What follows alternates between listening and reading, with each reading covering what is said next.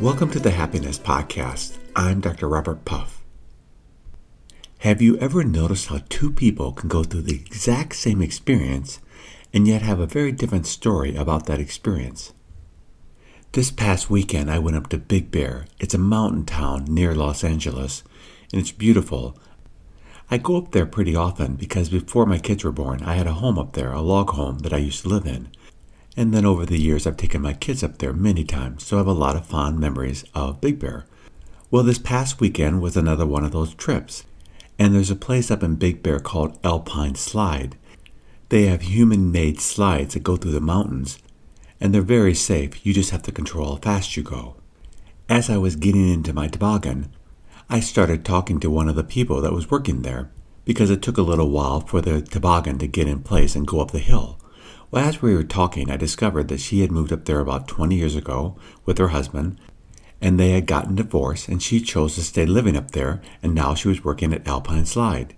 And she was telling me what a lucky person she was because she got to work with happy people all day long. And she genuinely seemed very happy at her job and what she was doing. And then off I went on my ride. But I was thinking about her situation afterwards, and I thought, she had two ways to look at her situation. The one way, she could have looked at it, which she didn't. She could say, okay, I'm a middle-aged woman. She was probably in her early 50s is my guess. She was divorced, and most likely she was probably making minimum wage at her job. Well, as I said, one way you could look at it is, wow, my life is a disaster. I got divorced. I'm eking by.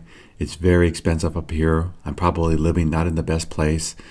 And this is kind of embarrassing. I'm a 50-year-old woman who is working at a kid job and making minimum wage, and my life sucks. But clearly, that was not her story. Her story that she was telling herself is, wow, I'm so lucky. I get to live in this absolutely beautiful town called Big Bear up in the mountains, which I love. I get to work with these people all day long that are laughing or smiling because they're happy at what they're doing, and I get to serve them. I'm so blessed with my life. That's the story that she was telling herself, not the first story. And logically, we could probably argue each point pretty thoroughly. But which one would you rather live with? I would rather live with the second story, the story of acceptance and gratitude for the life that she was living. So the question to ask ourselves is, which story or stories are we telling ourselves? Are they stories that are going to build us up, make us feel good, put smiles on our faces and in our hearts?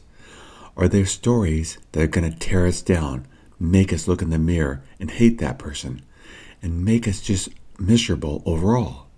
Which story are we going to tell? Many people struggle with telling the negative story, and this is based upon a variety of things. One of them is jealousy, comparing ourselves to others. If we compare ourselves to others, there's going to be some people above us, and there's going to be some people below us. There always will be. So the question is, when we compare ourselves, is it helpful? I mean, again, in the example of that woman, if she compared herself to other women her age, I'm sure she could feel very badly about herself. But there were definitely people in life that she was doing much better at because she was happy and had a job that she really loved. So we can always compare ourselves to someone more beautiful, more intelligent, been more successful.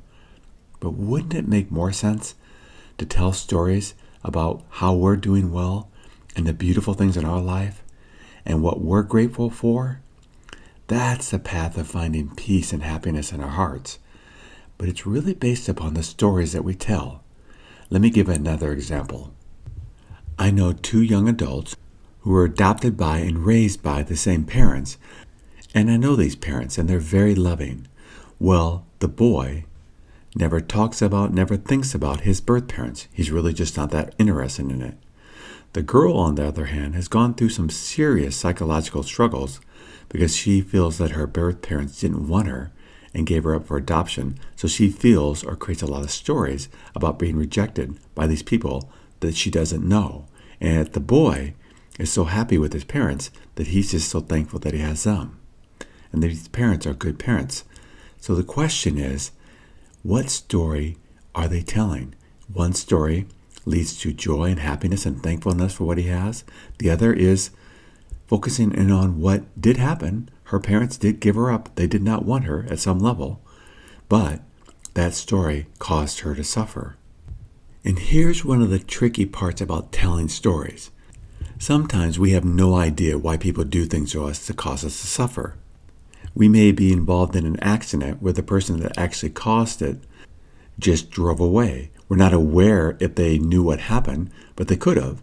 So in those situations, we create a story of they were just oblivious, they didn't know, they were a rude driver, or they were maliciously out there to get us, or why is this happening to me? My life is so unfair. Those are the stories that we just don't know the answer to. But sometimes we do. Sometimes we're raised by parents that were just jerks, and we know they were jerks because they did some horrific things to us during our lives. Well, that's where it gets tricky, because we can, for the rest of our lives, tell stories about what our parents did or didn't do to us. Or we can say, are these stories leading to my happiness or my unhappiness because I keep repeating them over and over again? When we tell stories, even if they're based on facts, is it helpful? The fact may be that when we were in our 20s, we were at a party and we thought we were okay to drive, but we weren't, and we got pulled over, and now we have a DUI on our record. Well, we can tell a lot of stories about that. I'm such a loser, I'm such a drunk, what's wrong with me? I deserve to have a miserable life, I could have killed someone. Those are all true. Or we can say, what can I learn from this? How do I go forward? And perhaps it isn't good for me to think about this over and over again and keep critiquing myself through this story, because stories have power to them. And if we keep repeating stories, which I think in a lot of ways we do because of that concept of penance, we think we deserve it. If we beat ourselves up enough, then we'll be better. And I think this is where a lot of people get caught, because what they're doing is they're repeating the story, one, because they just keep getting stuck there. But the other thing is, I think they're hoping that if they repeat it enough, they'll never do it again.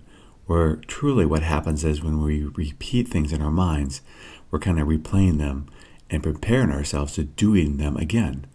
That's the power of stories. We can recreate things even if they don't happen, but at least in our mind, we're recreating that event over and over again, and it can really keep us stuck.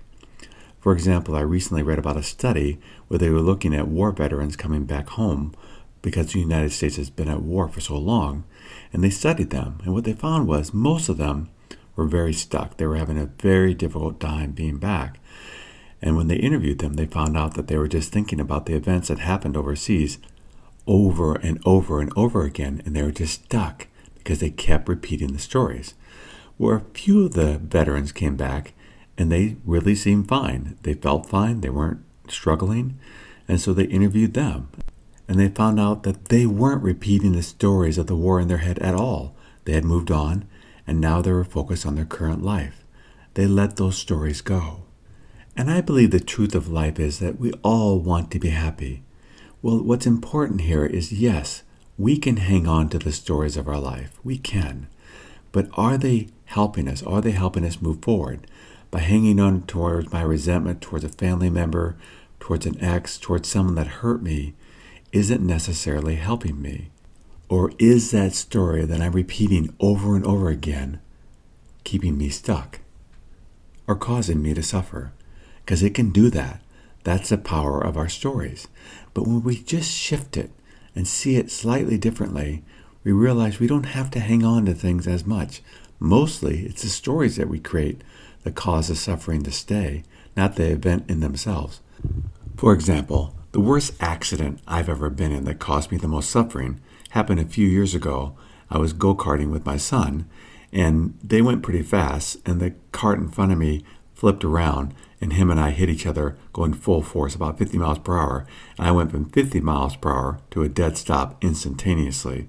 I didn't break anything or cause any internal injuries, but it took about 6 months for me to heal from that because my body was so sore. Thankfully, I do a lot of yoga, so it kept my body pretty safe, but it was a long recovery. Well, during that time, I didn't really have any story to create. I was just in pain, and my body was healing, and it was just taking time. There was no story. It was just an accident that happened. No one tried to hurt me. I didn't try to hurt anyone else. It just happened. I suppose I could have said, well, I didn't need to go go-karting, but you could say that about anything when an accident happens, that I should never drive, I should never walk, I should never fly in a plane. The point being is stories that saying I shouldn't do that when it's things that we do are kind of silly. So back to my point, there was no story to create. It was just pain, and I healed from it. Okay, now let's say someone else is in a situation where their partner hits them or costs them pretty hard. Or let's say when they were growing up, they got injured by one of their parents in a drunken stupor, and it hurt. It hurt their body a lot. Or let's say we're out for a stroll and we get mugged and we get hit and we have to go to the hospital for a little bit. We're okay and we feel fine in a couple of days. But in all these situations, we can create a lot of stories that we repeat in our head over and over and over again. And I'm using these examples to show my car wreck, my go-kart wreck, was obviously more physically painful than the ones that I'm describing now, because typically our bodies heal pretty quickly. When I get an injury, it usually heals within a week, but that go-kart injury took 6 months.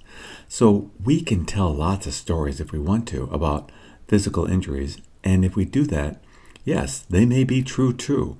I mean, person physically hurt us. They did things to cause us suffering. And it's wrong that they did that, and we need to do things to protect ourselves. But the physical pain will be gone way before the mental suffering is gone. And that's in our control. There doesn't have to be any mental suffering if we really work at it. It's hard, I know, but we bring on the amount of mental suffering that we really do bring to the situation. If we learn that the stories we tell can cause us to suffer, then we'll begin to look at more thoroughly, well, what stories am I telling about these past events or these current events?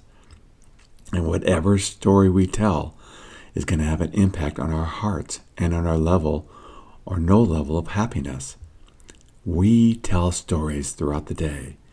And if we pay attention to these stories, I really believe we'll find that our lives will go better, because then we can start telling stories that build us up. Or even with time, stop telling so many stories, and more just living in the present moment, enjoying what's before us. This path can lead to so much joy if we really begin to see the power of our stories. Again, let me use an example.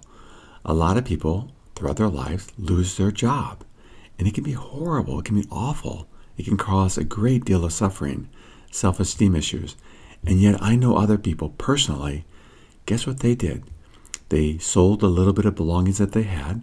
They got a van, and they've been living in their van for years now. It's called van life. It's becoming very popular here in the U.S. I'm not sure if it is in other countries. I'd love to hear. But what it is, it's where a person basically travels around the United States and Canada and lives in their van or RV or whatever it may be. It can be small, and they make do, and they can have beautiful lives. If you look it up, it's a fun life. But other people may say, you don't have anything, you're poor. And they're thinking, I have everything. I have time to enjoy life. It's all the stories that we create. Any example you give me, I can give a story that's dark about that example, or I can give a story that's beautiful about that example. Now, I know we need to heal from things, of course. I'm not denying that at all. But healing, like physical healing, doesn't take forever. If we're still angry or upset over something that happened years ago, then we either need to finish healing it and move on, or realize we may just be telling a story that needs to be put to rest, because we want to be happy. And the best way to do that is to create happiness in our lives and to look for the beautiful things in our lives, like the people that we get to work with that smile and we smile back at them, or the beautiful nature that we get to be in because we're traveling in our van, or the beautiful relationship that we're in and so thankful for, even though we had a tough childhood. Now we've created a beautiful life for ourselves with our new love. I can go on and on. We can create beautiful lives if we watch the stories that we're creating and work towards finding stories about our lives that are beautiful and repeat them over and over again. And then one last thing. Yes, we focus on creating beautiful stories, but we also focus on just living without any story, just loving what's before us, finding the beautiful things to focus on, and just be with them. That is the hardest path of this journey of happiness, but it is the ultimate path. First, we observe the stories we're creating, and even if the stories are true, are they helpful? Is it perhaps time to get help, get over these stories, and then let them go, and then begin to focus on the beautiful things in our life and really keep creating more and more beautiful things in our life? Because I want each and every one of us to have a beautiful life. And I believe we can. It takes work. It takes effort. But if we put forth that work and effort, what we'll find is we can have a happy life, one breath at a time. Thank you for joining me on the Happiness Podcast. If you'd like to learn more about the podcast, please go to happinesspodcast.org. And until next time, accept what is, love what is.